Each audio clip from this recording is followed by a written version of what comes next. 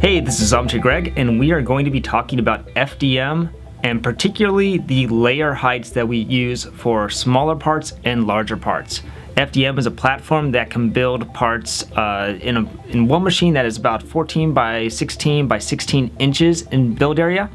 Our other machines can build up to 36 by 24 by 36 inches. Something to understand is because time is very valuable on these machines, we actually increase the layer height from a 10,000th height to a 13,000th of an inch height. This may be something that doesn't seem remarkable too much on these tiles, but you can see that stair stepping is more broad on a 13,000 inch height.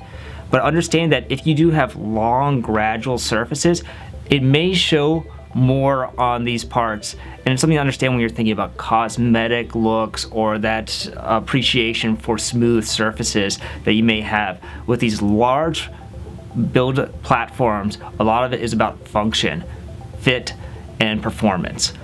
Cosmetics, sometimes you actually need to do this almost like a car treatment where you're adding material, sanding down to smooth out these parts. They're great platforms for post-finishing, but just understand that when I'm looking at a large broad part, I have one right here, just zooming in kind of on that gradual surface, it will almost look like a terrain map, and you can see here it's just got a nice clean curve, just a very shallow curve, but that's enough to give you those very layered stair step looks. I think it's beautiful how it looks, but I also understand the process, and I'm very used to how the process turns out.